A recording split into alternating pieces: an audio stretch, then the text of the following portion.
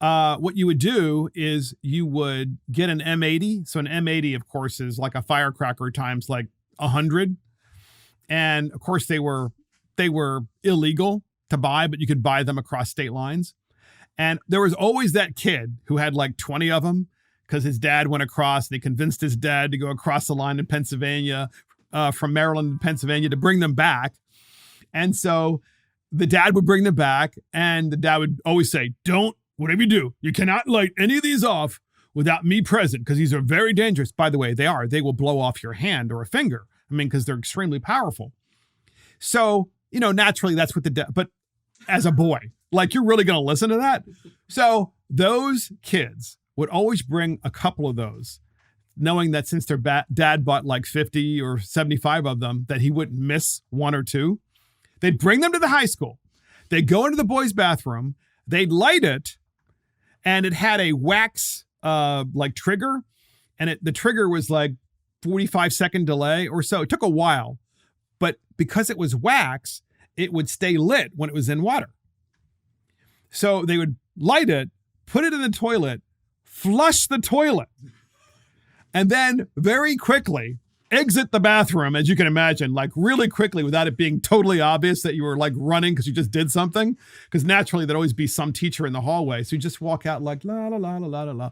And then when the M80 blew up, it would always blow up, of course, in some other part of the school. So they could never trace it to the bathroom. And the next thing you know, in biology class, there was water coming through the roof, into the biology class. So that's no kidding. That's what we did in the boys' room, okay? But the Democrats, no, the Democrats want the boys to basically use tampons in the boys' room because they are mentally ill. So here is Manju Bangalore. Manju Bangalore, she is not a representative in Oregon. She is a person who wants period poverty and also end period poverty. And she testified for HB 3294. We have the clip of her testifying for this bill, and here it is. As many of you know, period poverty, or the lack of access to menstrual products, is very real. This bill providing menstrual products in all public schools and universities in women's and gender-neutral restrooms is a step closer to menstrual equity.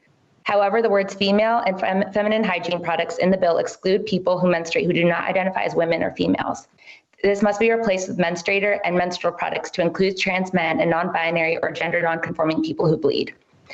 In addition, I believe this bill should go beyond its current state and truly fight for all people who menstruate by including a provision requiring menstrual product dispensers in all restrooms, not just the women's and gender-neutral ones.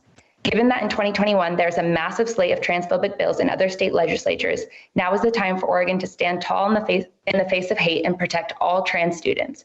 If menstrual product dispensers are not in all of the restrooms, trans men may have to choose between their identity and access to menstrual products, putting them at further risk of harassment and violence. So I just have to say this. Non-binary and people who bleed. So in other words, Ms. Bangalore is saying in her testimony in front of the legislature for House Bill 3294, the Menstrual Dignity Act, that if you are non-binary, then you bleed or may bleed. Or, that if you were transgender. So look, folks, this is utter nonsense. It is utter nonsense. And it demonstrates to me why the left is mentally ill. And here's the thing. In the Oregon Department of Education, okay, the Department of Education of Oregon, they have a menstrual dignity toolkit for students. And it's part of their policies. So in other words, some idiot paid somebody to write a policy for the Oregon Department of Education that they're distributing called the Menstrual Dignity for Students Toolkit. And here I'm reading right from it. Centering student equity and access. 4 pillars of menstrual dignity.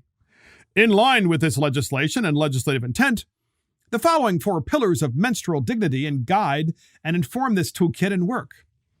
So here are the 4 pillars: privacy, inclusivity, access, and education.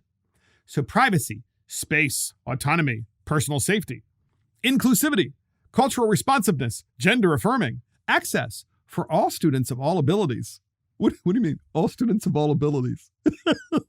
For multilingual access. for options and choice. Options and choice. Education, menstrual health, use of menstrual products, positive, not fear or shame-based.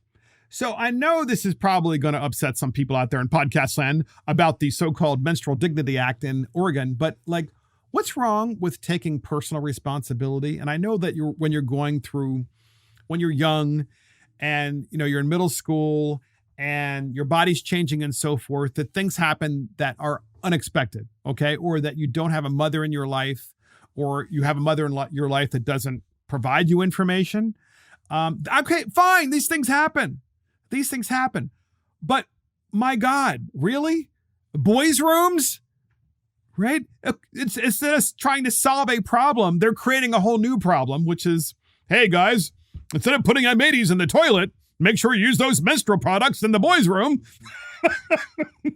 And that's the dumbest bill in America, the Menstrual Dignity Act, HB 3294 in Oregon, solving menstrual equity.